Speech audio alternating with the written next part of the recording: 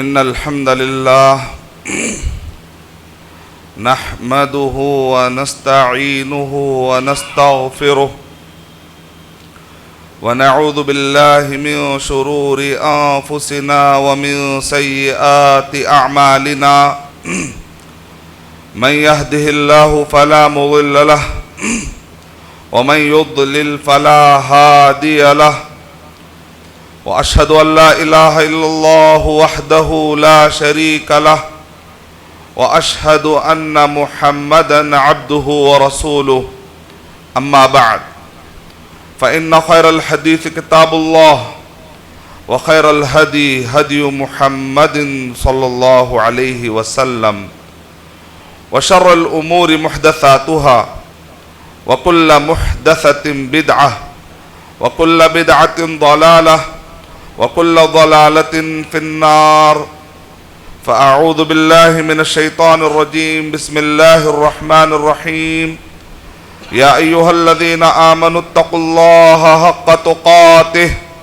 ولا تموتن إلا وأنتم مسلمون يا أيها الناس اتقوا ربكم الذي خلقكم من نفس واحدة وخلق منها زوجها وبث منهما رجالا كثيرا ونساء واتقوا الله الذي تساءلون به والأرحام إن الله كان عليكم رقيبا يا أيها الذين آمنوا اتقوا الله وقولوا قولا سديدا يصلح لكم أعمالكم ويغفر لكم ذنوبكم ومن يطع الله ورسوله فقد فاز فوزا عظيما فأعوذ بالله من الشيطان الرجيم بسم الله الرحمن الرحيم قل إن صلاتي ونسكي ومحياي ومماتي لله رب العالمين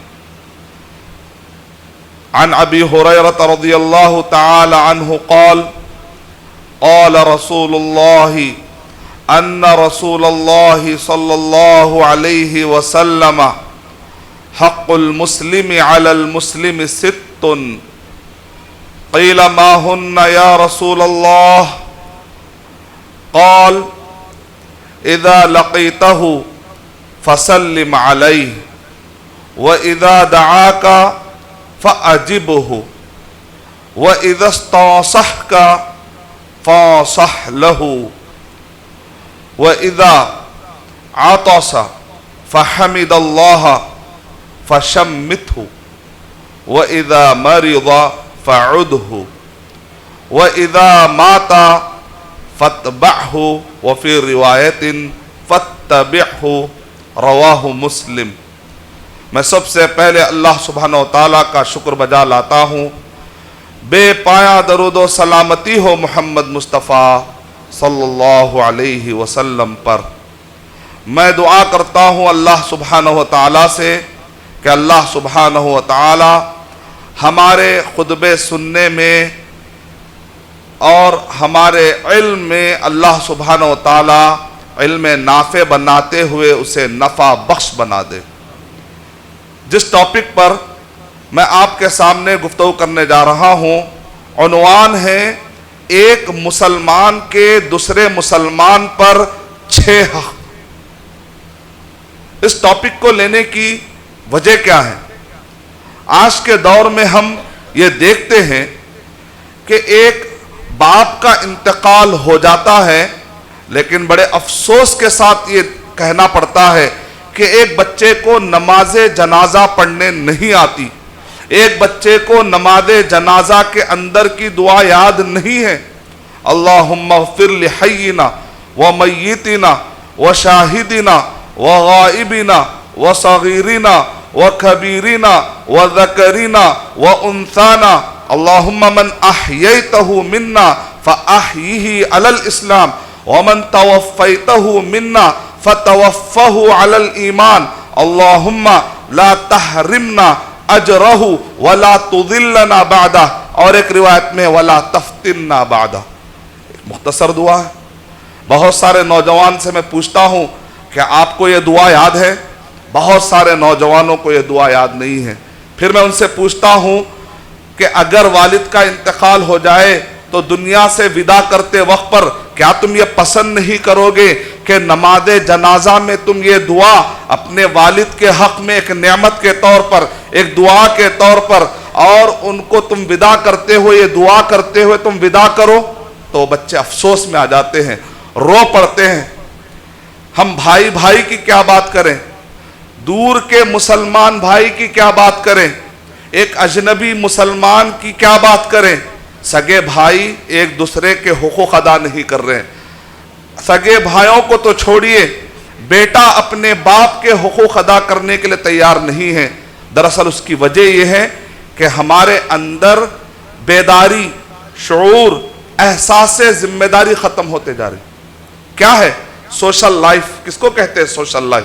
کیا سوشل لائف کا مطلب یہ ہے کہ ہم ہوٹل میں جمع ہوں اور لوگوں کے ساتھ چائے پیتے ہوئے رات گزار دیں؟ اس کو کہتے ہیں سوشل لائف؟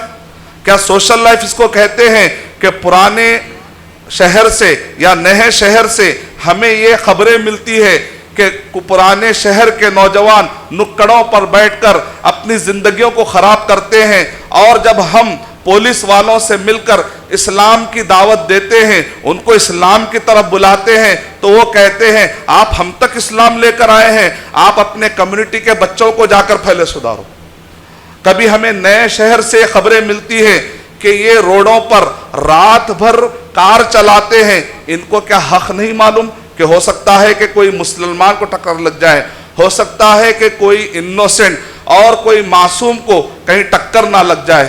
تو ایک دوسرے کو حقوق ادا کرنا، کیا سوشل لائف کا مطلب یہ نکالا ہم نے کہ ہم ایک دوسرے سے ملتے ہیں اور اس کے اندر غیبت کرتے ہیں، اس میں چغل خوری کرتے ہیں اور گناہ کما کے، عذاب جاریہ کما کے اپنے گھروں کو لوٹتے ہیں؟ کیا اسی لیے ہم کو جوانی ملی ہے؟ کیا ہم کو اسی لیے اللہ سبحانہ و تعالیٰ نے یہ تندرستی اور یہ بولنے کی طاقت دی ہے؟ کیا اللہ سبحانہ و تعالیٰ نے اسی لیے ہمیں مال عطا کیا ہے؟ اس پر غور کرتے ہوئے، اس پر بہت ہی گہرائی کے ساتھ جب ہم غور کرتے ہیں تو پتہ چلتا ہے کہ اس حدیث شریف کو ہائی لائٹ کیا جائے، لوگوں کے دماغوں میں ڈالا جائے، نوجوانوں کے، ماؤں کے اور بہنوں کے، کہ اسلام میں ایک مسلمان کے دوسرے مسلمان پر کئی حقوق ہیں۔ اس میں سے چند حقوق بتانے کے لیے ایک حدیث شریف آپ کے سامنے پیش کرنے کے میں سعادت حاصل کر رہا ہوں، کیونکہ اس کے اندر 6 ایسے بیسک حقوق بتائے گئے۔ اگر آدمی اس کی پریکٹس کرے گا تو باقی کے حقوق ادا کرنے میں انشاءاللہ اس کو مدد مل جائے۔ ایک ہوتا ہے عقیدہ، عقائد، دوسرا ہوتا ہے عبادات، تیسرا ہوتا ہے معاملات، چوتھا ہوتا ہے اخلاقیات۔ آدمی اگر عقیدے میں اچھا ہو لیکن عبادتوں میں اگر کمزور ہو تو بھی نہیں چلے گا۔ آدمی اگر عقیدے میں اور عبادتوں میں اچھا ہے لیکن معاملات میں اچھا نہ ہو، کیونکہ عقیدے کا تعلق اس کے اور اللہ کے درمیان ہے، حقوق اللہ، عبادات کا تعلق اس کے اور اللہ کے درمیان ہے، حقوق اللہ، لیکن معاملات کا تعلق ہے بندوں سے، حقوق اللہ بھی ادا کرنا ہے اور حقوق العباد بھی ادا کرنا ہے، بندوں کے حقوق بھی ادا کرنا ہے۔ اخلاقیات، حقوق العباد سے بھی تعلق ہے اس کا، حقوق اللہ سے بھی تعلق ہے۔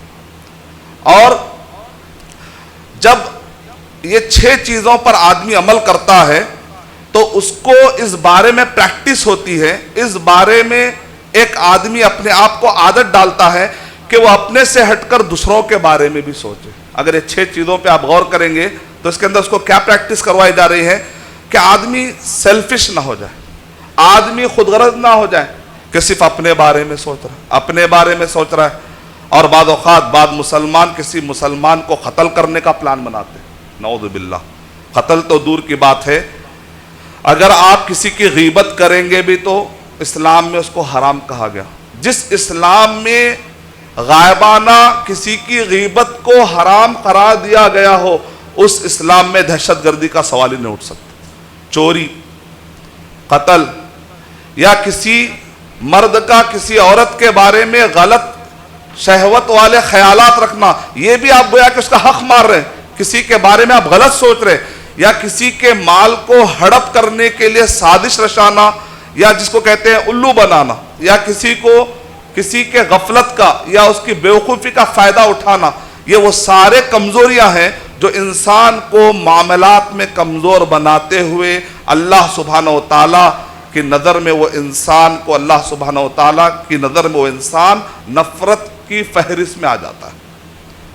نبی اکرم صلی اللہ علیہ وسلم نے ارشاد فرمایا، ان النبی صلی اللہ علیہ وسلم قال، نبی اکرم صلی اللہ علیہ وسلم نے ارشاد فرمایا، ابو ہریرہ رضی اللہ تعالی عنہ اس کے راوی ہیں، حق المسلم علی المسلم ست، کہ ایک مسلمان کے دوسرے مسلمان پر 6 حق ہے۔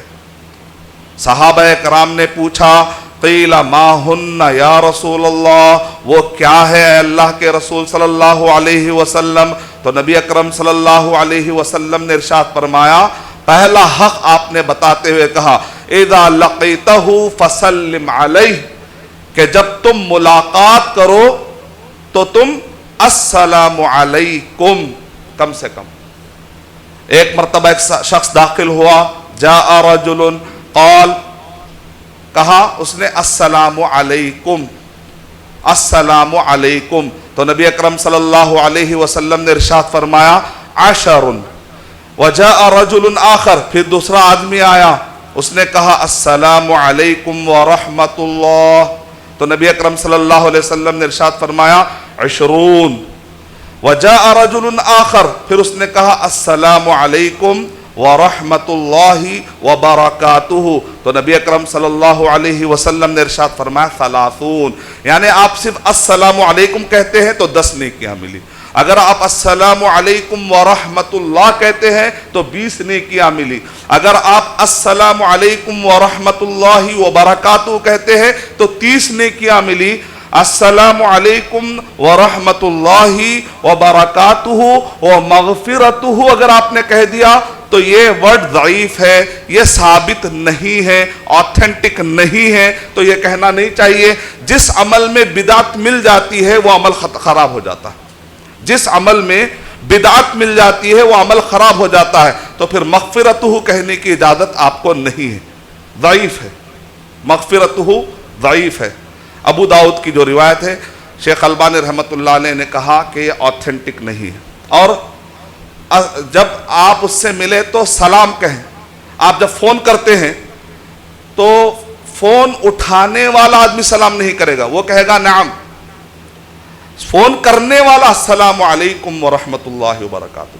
شیخ البانی رحمۃ اللہ علیہ نے ایک مرتبہ فون کیا تو ایک بچی نے فون اٹھایا، کہاں ہے ابو؟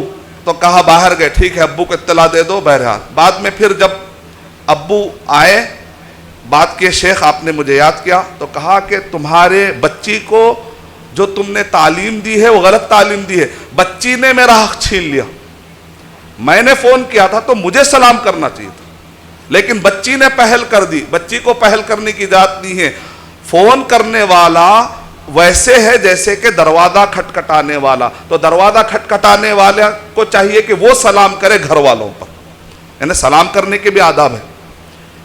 چلنے والا، اگر کوئی چلنے والا ہو تو ایسے وقت پر ہم کو یہ صحیح مسلم میں، صحیح بخاری کے اندر ہم کو یہ تعلیمات دی گئی ہیں کہ یسلم الصغیر علی الکبیر، چھوٹا رہے گا تو بڑے پر سلام کرے گا۔ المار علی الجالس، جو بیٹھا ہوا ہے اس پر سلام کرے گا گزرنے والا۔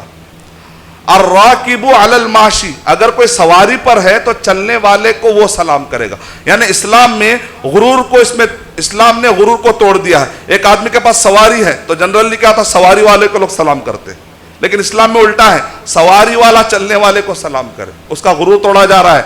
بھائی مجھے سواری آپ سلام کرنا چاہیے، میں سیٹ ہوں آپ سلام کرنا چاہیے، غرور توڑا جا رہا ہے۔ چلنے والا ہو سکتا بیٹھے والا آدمی، تو وہاں پر کہا چلنے والے کو جو زیادہ حرکت میں وہ سلام کرے۔ اور القلیل علی الکثیر، ایک آدمی ہے، کئی جماعت ہے تو وہ ایک آدمی کو چاہیے کہ وہ کثیر پر سلام کرے، اگر تھوڑے ہیں زیادہ اگر ہیں تو زیادہ پر سلام کرے۔ سلام کرنا بھی حقوق میں سے، سلام کا جواب دینا، اور ایک حدیث میں ہے رد السلام، سلام کا جواب دینا بھی ایک مسلمان کا دوسرے مسلمان پر حق ہے۔ اور اگر آپ اکیلے کو کسی نے سلام کیا تو آپ کے سلام کا جواب دینا آپ پر واجب ہے. اگر ایک جماعت پر کسی نے سلام کیا اور جماعت میں سے چند لوگوں نے جواب دے دیا تو کافی ہے, کیونکہ یہ واجب کفائی ہو جاتا ہے. اس کو کہتے ہیں فرض کفایہ. کچھ لوگ اگر جواب دے تو کافی ہو جاتا ہے. لیکن ہمارے پاس اس حق کو اچھے طریقے سے یوٹیلائز کرنے والے بھی لوگ معاشرے میں, اور اس حق کو برابر یوز نہیں کرنے والے بھی ہم مسلمانوں کے اندر موجود ہیں. مثال کے طور پر بہت سارے لوگ جب سلام کرتے ہیں تو خیال نہیں کرتے السلام علیکم السلام علیکم. اب جان رہے ہیں السلام علیکم اگر آپ نے کہہ دیا السلام علیکم یا السلام علیکم, السلام مانے موت, آپ پر موت ہو, معنی ہی بدل گیا. اسی لیے اچھے طریقے سے اس کو یوٹیلائز کیجئے. لوگوں سے تعلقات بنانے کے لیے بیہیویئرل مینجمنٹ اس کو کہتے ہیں, مورل سسٹم اس کو کہا جاتا ہے. اس کو کہا جاتا ہے سوشل ایٹیکیٹ, سوشل ویلیوز. لوگ کہتے ہیں بھائی سوشلائٹ ہے. سوشلائٹ ہے کا مطلب ہے کہ اس کی پہلی شروعات کس سے ہوتی ہے؟ سلامتی سے, امن سے. ہماری سوشل لائف امن سے شروع ہوتی ہے. ہمارے سوشل لائف کی بنیاد بھی امن ہے. ہمارے عقیدے کی بنیاد ایمان ہے, اس کے اندر بھی امن ہے. ہمارے سوشل لائف کی بنیاد بھی سلامتی پر ہے. تو اس کے اندر اچھے طریقے سے سلام کرنا چاہیے. آپ اس کو اچھے طریقے سے یوٹیلائز, اس کو کہتے ہیں ice breaking concept. Ice breaking management کے اندر ایک بہت بڑا سسٹم ہے کہ کس طریقے سے آپ اچھے طریقے تعلقات بناتے ہیں. ایک فن ہے, لوگوں سے تعلقات بنانا ایک فن ہے, ہر ایک کو نہیں آتا. بڑے بڑے مالدار ہوتے ہیں, پیسہ سب کچھ ہوتا ہے, ریلیشن نہیں ہوتے ہیں, نتیجے میں بہت مرتبہ مایوس ہو جاتے ہیں, غمگین ہو جاتے ہیں. کہتے ہیں بھائی لوگوں سے مجھے اتنی محبت نہیں ملتی, حالانکہ میرے پاس کیا کمی ہے, لیکن مجھ کو لوگ ویسی محبت نہیں دیتے. کیوں؟ اس لیے کہ آپ کا جو بیہیویئر ہے, بیہیویئرل مینجمنٹ بڑا کمزور ہے. آپ کے مینجمنٹ اسکلز, آپ کے سوشل لیول پر جو اسکلز ہے, اور ایک دوسرے سے تعاملات, معاملت داری میں آپ کمزور ہیں. اور بعض لوگ ان کے پاس کچھ پیسہ نہیں ہوتا, ان کے پاس کچھ جائیداد نہیں ہوتی, بہت غریب ہوتے ہیں, لیکن ان کے ملنے کا انداز, ملتے ہیں تو مسکرا کر, اگر کسی سے ملتے ہیں سلام میں پہل کرنے کی کوشش کرتے ہیں, سلام کو اچھے طریقے سے یوٹیلائز کرتے ہیں. یوز کرنے کا سلام, فون آپ کرتے السلام علیکم ورحمۃ اللہ وبرکاتہ. اب ایک اجنبی فون کر رہا ہے, اس کے دماغ میں کیا کیا تاثرات ہوتے, ہو سکتا ہے کہ سیٹ ناراض ہوں گے, ہو سکتا ہے کہ بھائی ناراض ہوں گے, ہو سکتا ہے کہ چاچا ناراض ہوں. ایسے کئی خیالات لے کر ایک آدمی سوال کرتا ہے, سلام کرتا ہے. اب سلام کا جواب, میں نے بعض لوگوں کا جواب دیکھا بڑا پیارا ہے. وہ کہتے ہیں وعلیکم السلام ورحمۃ اللہ وبرکاتہ. تو سامنے والا آدمی خوش ہو جاتا ہے, اب میں اپنے دل کی بات رکھ سکتا ہوں. بعض لوگوں کا جواب کہتے السلام علیکم ورحمۃ اللہ وبرکاتہ. وعلیکم السلام, جی بولیے. اب بیچارہ سمجھ جاتا, واقعی کچھ غصے میں ہی دکھ رہے. وعلیکم السلام, جی بولیے. ایک دم ایسا تو ہوتا آپ شاید کچھ غصے میں ہیں. نہیں شیخ میری آواز سنیں, آپ سلام, ہاں ہاں بھائی جواب دے دیا, جی بولیے کچھ کیا نیکسٹ کام کیا ہے, بات کریے, میں بہت بیزی ہوں. یعنی آپ سامنے والے کو آپ یوٹیلائز نہیں کر رہے ہیں. آپ کو اللہ نے ایک موقع دیا, ایک اللہ کے بندے نے, اللہ نے اس کو پیدا کیا نا, وہ اشرف المخلوقات ہے. جو آپ کو فون کر رہا ہے وہ ایک اشرف المخلوقات ہے. یہ مت دیکھو کہ وہ غریب ہے, یہ مت دیکھو کہ وہ کم پڑھا لکھا ہے, یہ مت دیکھو کہ سوسائٹی لیول پر اس کا کیا ہے, لیکن اللہ کے پاس ہو سکتا تقوی میں وہ ہم سے آگے ہوگا, اور آج نہیں تو سکتا فیوچر میں ہم سے بھی آگے نکل سکتا ہے. کس کو معلوم, اللہ تعالیٰ جس کو چاہے ہدایت دے دے, لیکن وہ اللہ کا بندہ ہے. وہ امت مسلمہ, وہ محمد صلی اللہ علیہ وسلم کی امت میں سے ایک امتی ہے. آپ کو اس نے فون لگایا ہے, ایک اشرف المخلوقات نے آپ کو فون لگایا. آپ کتنے بھی مصروف ہو, اگر آپ جب اٹھائے ہیں فون تو پھر آپ کا جواب کیسا ہونا چاہیے. سورہ نساء سورہ نمبر 4 آیت نمبر 86 میں اللہ سبحانہ و تعالیٰ نے جو تعلیم دی ہے اس کو اپلائی کریے. دیکھیے آپ تعلقات. مدینہ یونیورسٹی ہمارے استاذ وہ کہہ رہے ہیں میرے تعلقات, لوگ مجھ سے پوچھتے ہیں کہ سب ان کو چاہتے تھے, سارے طلباء سارے یونیورسٹی میں سب ان کو چاہتے تھے. ایک دن ہم نے پوچھا کہ آپ کو اتنا لوگ چاہتے ہیں, اس کا راز کیا ہے؟ تو انہوں نے کہا پہلے بتا دوں, میں پیسے دے کر کسی سے میں چاہت نہیں خریدا, یہ تو کلیئر ہے. اس جیب میں سے پیسے نکالا ہوں اور کسی سے میں نے چاہت خریدی, ایسا کچھ نہیں ہے. تو پھر آخر استاذ کیا راز کیا ہے؟ کہا کہ میں سلام میں پہل کرنے کی کوشش کرتا ہوں, جہاں انا اور تکبر کی باتیں آتی ہیں وہاں پر میں توڑ دیتا ہوں اس انا کو اور سلام کرنے میں پہل کرتا ہوں. اگر کوئی سلام کر دیتا ہے مجھے میں کوشش کرتا ہوں کہ بہترین سے بہترین جواب دوں. مثال کے طور پہ اگر سامنے والے نے کہا السلام علیکم تو آپ کا جواب کہنا چاہیے وعلیکم السلام ورحمۃ اللہ. کیسے ہیں آپ؟ سامنے والا کہتا ہے السلام علیکم ورحمۃ اللہ. آپ کہتے ہیں وعلیکم السلام ورحمۃ اللہ وبرکاتہ. کیسے ہیں آپ؟ اور پھر اگر سامنے والے نے 3 آپشن بھی یوز کر لیا, اب کیا کرنا؟ قرآن مجید میں وَإِذَا حُيِّيتُمْ بِتَحِيَّةٍ فَحَيُّوا بِأَحْسَنَ مِنْهَا أَوْ رُدُّوهَا إِنَّ اللَّهَ كَانَ عَلَى كُلِّ شَيْءٍ حَسِيبًا. سورہ نساء سورہ نمبر 4 کے آیت نمبر 86 میں اللہ تعالیٰ ارشاد فرما رہے ہیں اگر تم کو کوئی سلام کرے تو تمہارا جواب اس سے بہتر ہونا چاہیے. اب سامنے والے نے سلام بھی کہہ دیا, سامنے والے نے رحمت بھی کہہ دی, سامنے والے نے برکت بھی کہہ دی, تو اب پلٹا کے ہم کو کیا کرنا چاہیے؟ تو کہتے ہیں کہ آپ کا ٹون اس سے بھی بھاری خوشی والا ہونا چاہیے, اس سے بھی بھاری خوشی والا ٹون ہونا چاہیے.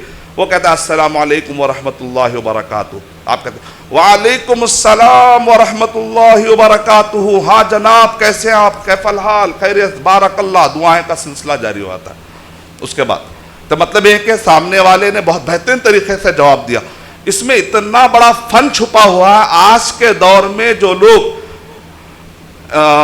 پرسنالٹی ڈیولپمنٹ کے نام پر 1-1 لاکھ روپے لے کر آپ کو مارکیٹ میں سکھاتے ہیں کہ آپ جائیں تو کیسے بات کریں, کسٹمر سے کیسے بات کریں, لوگوں سے کیسے بات کریں, پھر آپ کس طریقے سے ان کو ریسپانس دینا چاہیے, اگر سامنے والا ٹیڑھی بات کرتا ہے تو آپ اس کو کیسے ڈیل کرنا چاہیے, کس طریقے سے کوشش یہ کرے کہ سامنے والے کے جیب میں سے پیسے نکالے. برا آخری میں یہ, لیکن ہمارے پاس یہ ہے سامنے والے کے دل میں محبت کیسے پھیرے اللہ کے لیے, فار دا سیک آف اللہ. کیوں؟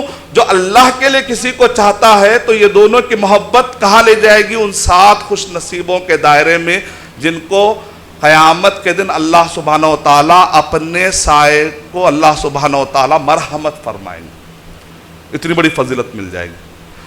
تو یہ پہلی چیز ہے اذا لقیتہ فسلم علیہ. سلام علیکم بھی جائز ہے, السلام علیکم دونوں روایتیں, لیکن سلام علیکم نہیں ہے, سلام علیکم اگر کہہ رہے ہیں تو ٹھیک ہے. یہ السلام علیکم ورحمۃ اللہ. جب بھی آپ ملے السلام علیکم جلدی مت کہیے. دیکھیے اس کو اچھا یوٹیلائز کیے, یہ بہت بڑے سٹارٹر ہے آپ کے دوستی کا. یوں سمجھیے کہ آپ اس کو آپ ہارٹ اوپنر کہیے یا اس کے اندر آپ یہ کہیے کسی کا دل کھول دینا ہے. تو بہترین سٹارٹ کے لیے یہ ایک اچھا جملہ, اس کو اچھا یوٹیلائز کیجئے. پھر آپ دیکھیے کہ کچھ ہی دنوں میں آپ کے ریلیشن کتنے اچھے ہو جائیں گے. کئی لوگ جو آپ کے بارے میں غلط سوچتے ہیں آپ کے بارے میں اچھا سوچنے لگیں گے. کئی لوگ غلط فہمیاں پیدا ہو جاتی ہیں, انسانوں کو غلط فہمیاں پیدا ہو جاتے ہیں. غلط فہمیوں کو توڑنے کا ایک آسان علاج ہے یہ پہلا اصول, اس کو کہتے ہیں آپ گولڈن رول کہیے, آپ سوشل لائف میں کامیابی کا ایک گولڈن رول. سیکنڈ وَإِذَا دَعَاكَ فَأَجِبْهُ. اور اگر وہ تم کو کھانے کے لیے دعوت دے تو اس کی دعوت پر لبیک کہو. 2 طرح کی دعوتیں ہوتی ہیں. ایک ہے ولیمے کی دعوت. تو علماء اکرام نے کہا اگر ولیمے کی دعوت کے لیے اگر کسی نے آپ کو بلا دیا اور خاص طور سے اس نے یہ کہا کہ بھائی آپ آنا ہے, دیکھیں اگر میں نہیں آئے تو میں ناراض ہو جاؤں گا, مجھے بہت محبت ہے آپ سے, آپ کا یعنی آپ کو پورا طریقے سے واضح ہو جاتا ہے کہ یہ آدمی پوری توجہ دے کر بلا رہا ہے. ایک دعوت ایسی ہوتی ہے کہ آپ آئے تو آئے, نہیں بھی آئے تو کوئی پرابلم نہیں. بلانے کے اسٹائل میں ہی وہ بات ہوتی ہے کہ فارمیلٹی کے لیے بلایا گیا ہے, تب آپ کے اوپر اتنا واجب نہیں, کیونکہ بلانے والے نے مکمل نہیں بلایا آپ کو. تو ولیمے کی دعوت جنرلی علماء اکرام نے کہا یہ واجب ہے, لیکن جو جنرل دعوتیں ہیں وہ سنت ہے, آپ چاہے تو لے سکتے ہیں یا عذر پیش کر سکتے ہیں, لیکن اچھے طریقے سے آپ کو ٹالیں کیونکہ اس کا حق تو ضرور ہے. کیونکہ اسلام میں جو حق کا ورڈ استعمال کیا گیا ہے اس میں سے کچھ چیزیں واجب ہے, واجب عین. شیخ ابن عثیمین رحمۃ اللہ علیہ کہہ رہے ہیں واجب عین ہے, کچھ چیزیں ہیں واجب کفائی, اگر کچھ نے ادا کر دیا تو کافی ہو جائے گا. کچھ لوگوں نے اگر نماز جنازہ پڑھ لی تو پورے سوسائٹی اور پورے محلے پر سے گناہ ہٹ جائے گا. اس کو کہتے ہیں واجب کفائی. کفائی یعنی کہ کافی ہو جانا, چند لوگوں نے کر لیا تو کافی. واجب عین, واجب کفائی, اور ایک ہوتا ہے مستحب, بہتر. تو یہ حق کے الگ الگ معنی آتے ہیں, تو اسی طریقے سے ہر حق کا الگ الگ حکم ہے. اذا دعاک فاجبہ. اگر ولیمے کی دعوت ہے تو بعض علماء کرام نے کہا واجب ہے, مگر یہ کہ اگر آپ کے پاس کوئی شرعی عذر ہے تو تب واجب نہیں. مان لیجیے اگر وہاں موسیقی ہے، وہاں اگر ناچ گانا ہے، وہاں اگر اپوزٹ سیکس منگل اپ، اختلاط، ناروا اختلاط کا ماحول ہے، وہاں پر کچھ ایسی چیزیں ہو رہی ہیں جو غیر شرعی ہو رہے ہیں، تو ایسے وقت پر آپ کے اوپر ولیمہ اٹینڈ کرنا پھر واجب نہیں. لیکن اگر ایک آدمی ولیمہ کے لیے بلاتا ہے، اذا دعاک فاجب، اگر آپ کو اس نے بلایا تو آپ کو لبیک کہنا ہے. اگر کوئی شرعی عذر ہے آپ کے پاس تبھی رک سکتے، ورنہ آپ کو جانا ہے، یا پھر اگر نہیں گئے تو معافی مانگنا ہے. نہیں آ سکتے ہیں تو معذرت کرنا ہے. آپ یہ نہیں کہہ سکتے مجھے ٹائم نہیں ملا، آپ کو یا تو معذرت کرنا پڑے گا کہ بھئی میں نہیں آ سکتا، اس وقت پر بزی ہوں، اچھے طریقے سے آپ کو بولنا پڑے گا. اور اگر آپ جا نہیں سکے تو بعد میں آپ کو معافی مانگنا پڑے گا، کیونکہ اس کا حق ہے آپ نے نہیں دیا. کیونکہ جب ایک آدمی آپ کو دعوت کے لیے بلاتا ہے، گویا کہ اپنی عزت آپ کے قدموں میں رکھ رہا ہے، آپ اس کو ایسے ٹھکرا دے تو اس کے دل کو تکلیف ہوگی. یہ سوشل لیول پر تعلقات کے لیے بہت زہر والی چیز ہوتی. اچھا ہمارا معاشرہ الٹا ہے، ہم کو دعوت کے لیے نہیں بلائے، اچھا بلائے تو جانا ہے، نہیں بلائے تو زبردستی کر کے دعوت لینے کا ذکر نہیں ہے اس میں ایسا کچھ. اب ہمارے پاس ایڈوانس ہو جاتے بعض اوقات، یا تو ہم بہت کمزور ہو جاتے ہیں، یا تو بہت جذبے میں آ کے ایڈوانس ہو جاتے ہیں، یا تو بہت کمزور ہو جاتے ہیں. نبی اکرم صلی اللہ علیہ وسلم کو حضرت عبد الرحمن بن عوف رضی اللہ تعالی عنہ نے شادی بھی کر لی. نبی اکرم صلی اللہ علیہ وسلم کو پتہ نہیں ہے. کپڑے پر زعفران کا دھبا دیکھ کر نبی اکرم صلی اللہ علیہ وسلم پوچھ رہے لگتا ہے کہ تم نے شادی کر لی. تو نبی اکرم صلی اللہ علیہ وسلم کی جگہ پر اگر ہم ہوتے، شادی کر لی ہم کو نہیں بتائے. نبی اکرم صلی اللہ علیہ وسلم ناراض ہونے والے ہیں. بارات آنی چاہیے، اتنے لوگ آنا چاہیے، خاندان میں شادی ہوئی اور ہم کو نہیں بلائے. کوئی ضروری نہیں ہے، بلائے تو یہ حق ادا کرنا ہے، نہیں بلائے تو حق ادا کرنے کی کوشش کرنے کی زیادہ فرمائشیں مت کریے. اور بلائے تو پھر دو کو بھی لے کر جا رہے ہیں. ٹھیک ہے، سورہ نور سورہ نمبر 24 پڑھنے سے پتا چلتا ہے، او صدیقکم، تم اپنے بھائی کا کھانا اگر بغیر اجازت کے کھا لیتے ہو تو جائز ہے، قرآن مجید میں بتایا گیا. لیکن علماء کرام نے بتایا یہ اس وقت پر ہے جبکہ اس کو تکلیف نہ ہو، کوئی ایسی حرکت نہ کرے جس سے سامنے والا تکلیف ہو. اگر آپ کو یقین ہے کہ میں اگر کسی کو لے جاتا ہوں اور سامنے والا برا نہیں مانتا ہے اور اس کے پاس استطاعت ہے تو ایسے وقت پہ کوئی بات نہیں ہے. لیکن آپ کے لے جانے کی وجہ سے اس پر بھاری پڑ رہا ہو، تکلیف ہو جا رہی ہے، تو پھر سوچ لیجئے آپ کا ڈیسیشن صحیح ہونا چاہیے. تو لہذا ایسے ڈینجر ڈیسیشن سے بچنا چاہیے. اذا دعاک فاجبہ. تیسری ہے وَإِذَا اسْتَنصَحَكَ فَانصَحْ لَهُ، خیر خواہی کرنا. اگر وہ تم سے مشورہ مانگے تو تم اس کو اچھے طریقے سے مشورہ دو. اگر وہ تم سے خیر خواہی مانگے تو تم اس کی خیر خواہی تم پوری کرو. نصیحت کہتے ہیں عربی زبان میں، نصحن کا مطلب ہوتا ہے شہد کا جو پٹا ہوتا ہے، شہد کا جو گھر ہوتا ہے، اس میں سے پوری طریقے سے شہد اندر سے نکال کر خالی کر دینا. عربی زبان میں اس کو کہتے ہیں نصوحہ، اس کو کہتے ہیں نصحن، اس کو کہتے ہیں نصیحت.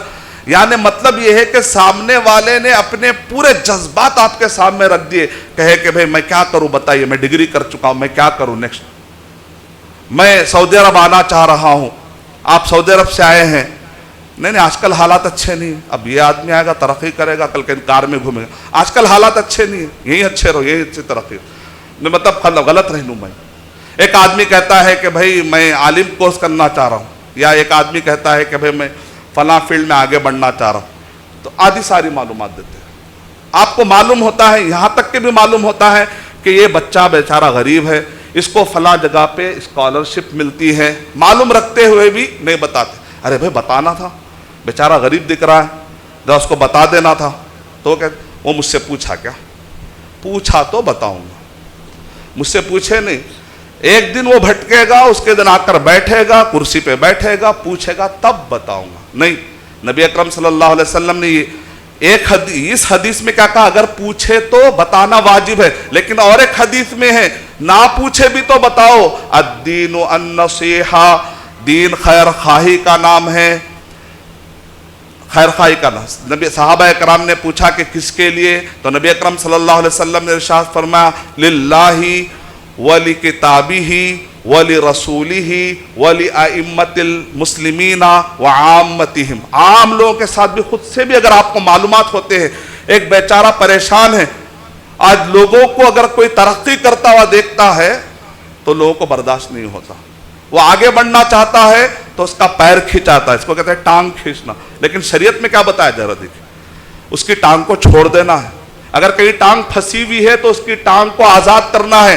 اگر اس کے پاس ڈگری غلط ہے یا غلط جگہ پر پڑھ رہا ہے, اس کو نصیحت کرنا ہے. اگر وہ آدمی غلط طریقے سے پڑھ رہا ہے یا غلط کریئر بنا رہا ہے یا وہ آدمی ٹائم ویسٹ کر رہا ہے, تو اس کو کہنا تمہارے ماں باپ کتنی گاڑی کمائی لگا کر تمہارے پیچھے پیسہ لگا رہے, تم پڑھ نہیں رہے ہو.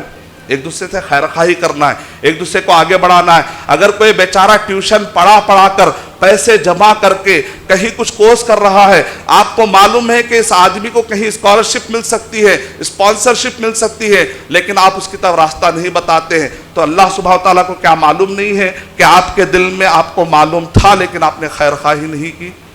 تو ہم کو جا کر راستے بتانا پڑے گا. اور خیر خواہی کا مطلب بھی یہ ہے کہ ایک مسلمان کے بارے میں اچھا سوچے ہمیشہ. اس کے غائبانہ میں اگر اس کے اوپر اٹیک ہوتا ہے تو اس کے لیے عذر تلاش کرنے کی کوشش کرے. اگر کوئی غائبانہ میں کسی مسلمان, ایک تو ہوتا ہے کہ آدمی جب سامنے ہوتا ہے تو خیر خواہی کر لیتے, لیکن علماء کرام نے کہا مکمل خیر خواہی تو اس وقت پر ہوگی کہ وہ آپ کے سامنے موجود نہیں ہے, اس کے بارے میں کوئی آدمی امیج اس کا خراب کرنے کی کوشش کر رہا ہے اور آپ کہتے ہیں نہیں وہ آدمی ایسا ہوگا, نہیں شاید اس کا مطلب یہ ہوگا, نہیں شاید انہوں نے جو کیا اس کا یہ ہوگا. کچھ نہ کچھ اس کا عذر تلاش کرنا بھی بڑی خوبی ہے. اس کے ذریعے سے لوگوں میں اصلاح کا ماحول پیدا ہوگا, فساد کا ماحول نہیں. صحیح بخاری کا واقعہ کہ جب حفصہ رضی اللہ تعالی عنہ بیوہ ہو گئی تو اس وقت پر عمر رضی اللہ تعالیٰ عنہ عثمان رضی اللہ تعالیٰ عنہ کے پاس جاتے ہیں اور جا کر کہتے ہیں اے عثمان رضی اللہ تعالیٰ, اے عثمان تم اگر چاہو تو میں حفصہ کی شادی آپ سے کرانا چاہتا ہوں. جواب نہیں ملا. کچھ دیر مہلت لی انہوں نے, لیکن مہلت کے بعد جواب نہیں دی. پھر اس کے بعد ابو بکر رضی اللہ تعالیٰ عنہ کے پاس جاتے ہیں اور جا کر کہتے ہیں اگر آپ چاہیں تو میں اپنی بیٹی کا نکاح آپ سے کرا دوں. ابو بکر رضی اللہ تعالیٰ عنہ نے بھی کچھ مہلت مانگی, لیکن اس کے بعد انہوں نے جواب نہیں دیا.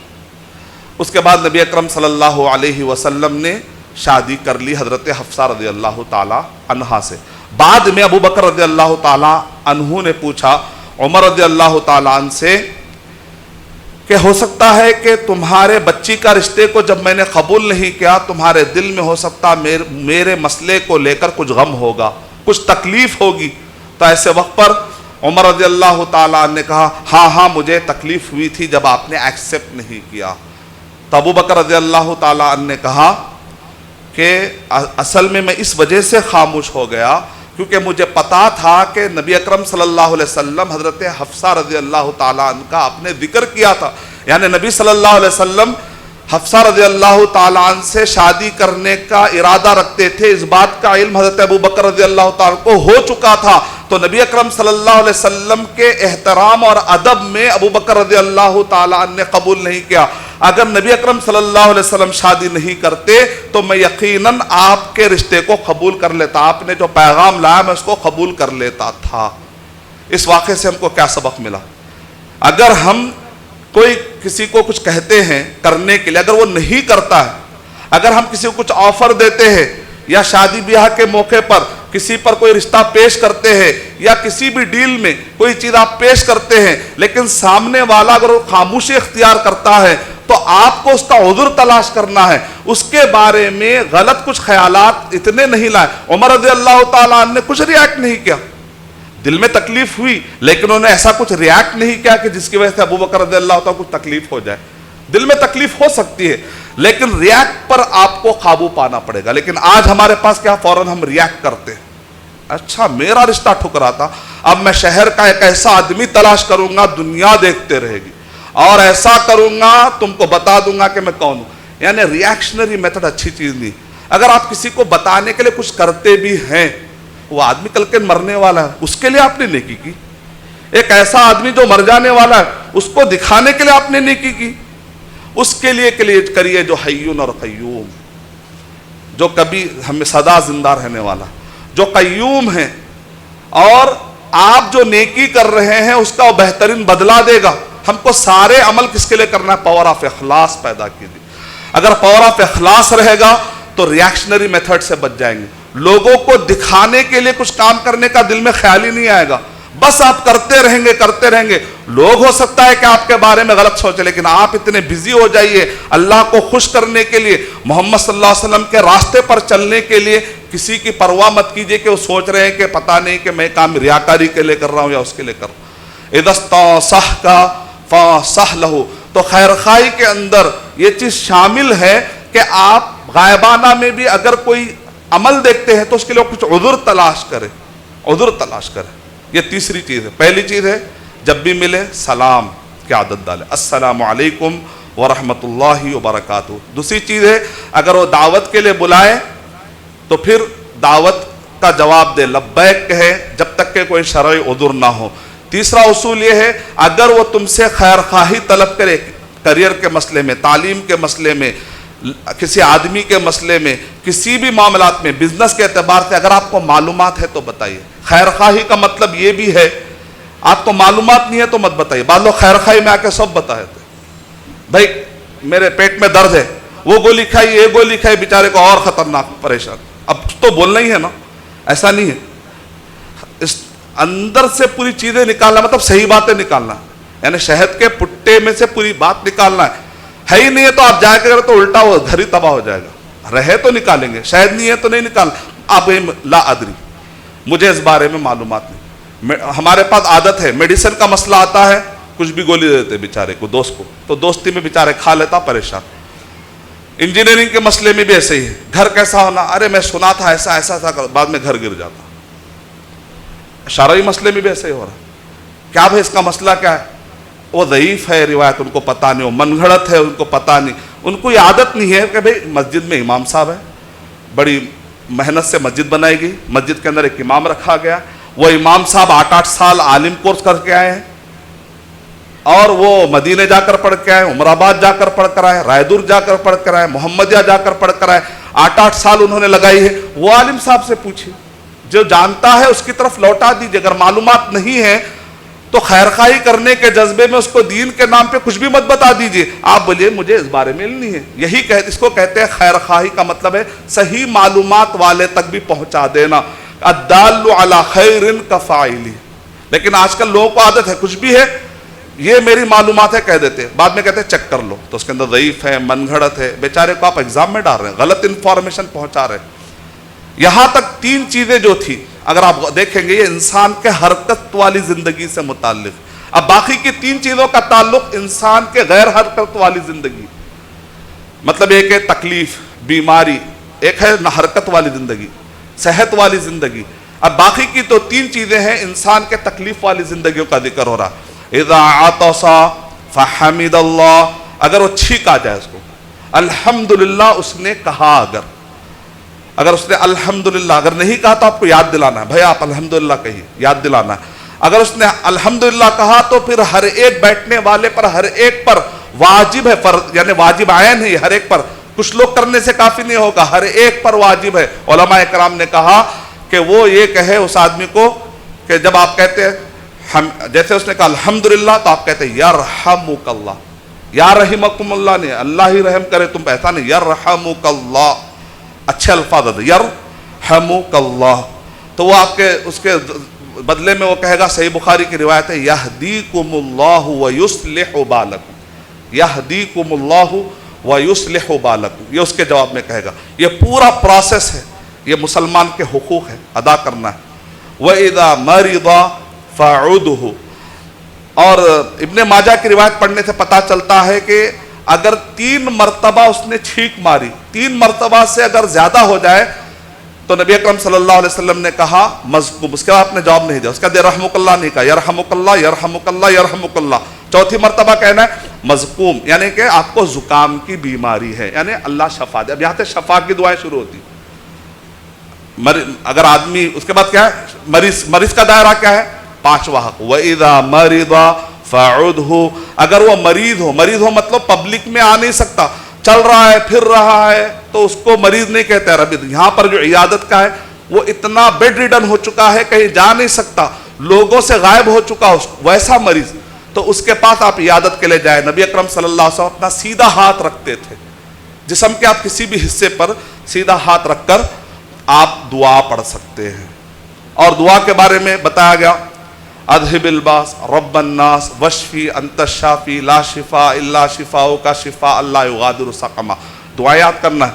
آپ جا کے وہاں پر اور زیادہ چیٹ تو نہیں کریں گے, ٹائم تو ویسٹ نہیں کریں گے, دعا کرنے کے لیے جانا تو دعا یاد ہونا پڑے گا. اسأل اللہ العظیم رب العرش العظیم ان یشفیک 7 مرتبہ اگر پڑھے. اگر اس کے موت کا ٹائم نہیں آیا تو اللہ کے نبی صلی اللہ علیہ وسلم کہہ رہے ہیں کہ انشاءاللہ شفا یقینی ہے. شفا دینے والا کون ہے؟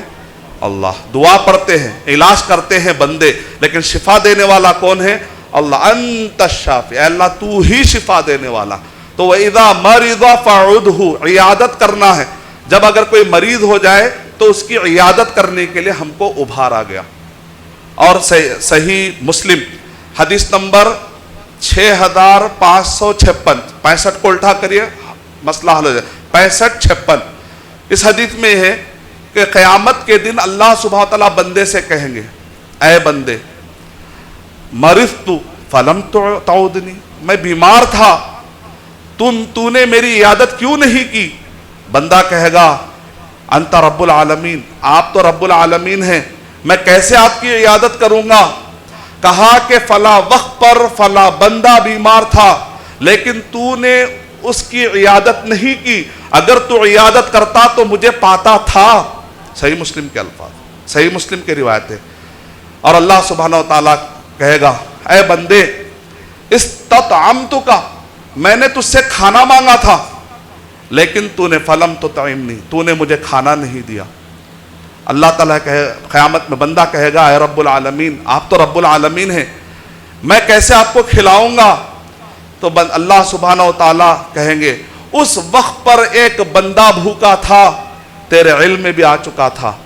اس وقت پر ایک بندہ بھوکا تھا, اگر تو اس کو کھانا کھلاتا تھا تو مجھے وہاں تو پاتا تھا.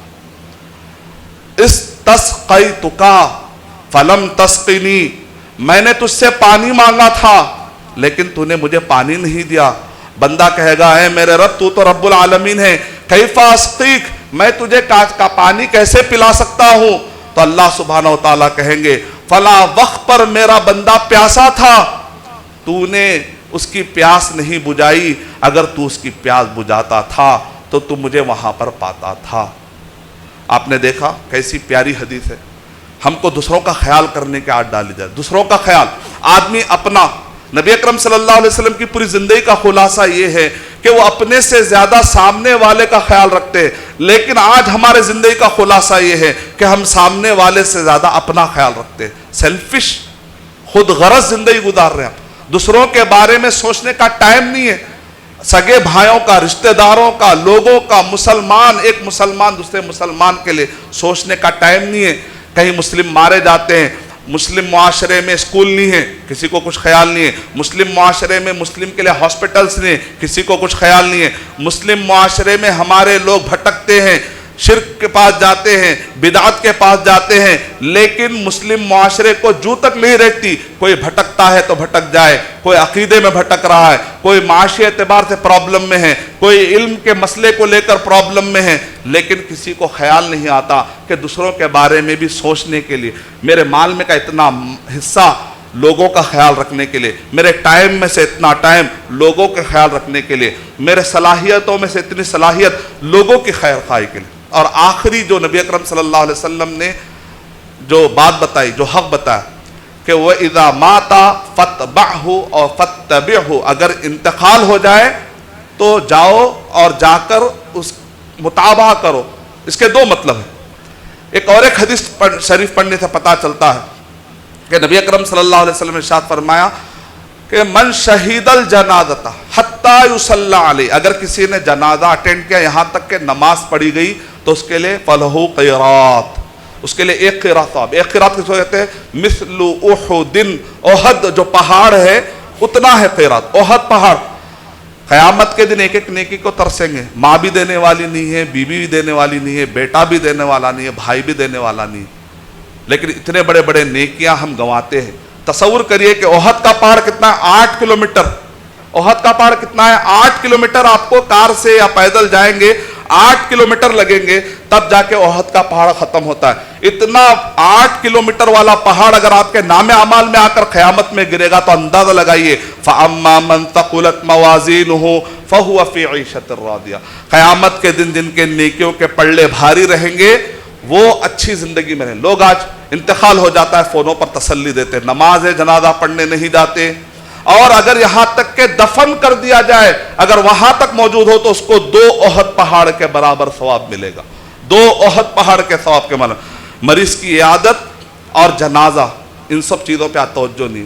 بھائی تو دور کی بات ہے, بیٹے اپنے باپ کو پلٹ کرنے دیکھ رہے ہیں, اپنی ماں بیمار ہے تو توجہ نہیں دے رہے, باپ بیمار ہے تو توجہ نہیں دے رہے, دوائی بھیجانے کی استطاعت ہے لیکن پیسہ صحیح ٹائم پر نہیں دے رہے, بہانے بنا رہے. ماں باپ گولیوں میں بھی کیا کرتے, کٹ کرتے, میرا بیٹا پتہ نہیں کیسا کما رہا ہوگا, تو کہتے کچھ گولیاں کم کر دو ڈاکٹر صاحب, میں اپنے بچے پہ بوجھ بننا نہیں چاہتا. آپ کھل کے یہ کیوں نہیں کہہ دیتے, ماں دوائی کا مسئلہ آ جائے تو کھل کے کہہ دو, کیونکہ یہ مسئلہ میرے آخرت کا مسئلہ ہے. ماں سے کہہ دو, اعلان کر دو گھروں کے اندر, ماں باپ سے کہہ دو. جب دوائی کا مسئلہ آ جائے, کھانے کا مسئلہ آ جائے تو ماں اس مسئلے میں خاص طور سے میرا خیال کر. اور نبی اکرم صلی اللہ علیہ وسلم نے ارشاد فرمایا کہ صحیح بخاری کی روایت ہے کہ من کان فی حاجت اخیہ کان اللہ لہ فی حاجت. جو اپنے بھائی کے ضرورت کو پورا کرے گا اللہ اس کی ضرورت پوری کرتا رہے گا. لوگ کہتے ہیں اللہ کی مدد نہیں آ رہی, اللہ کی مدد نہیں آ رہی.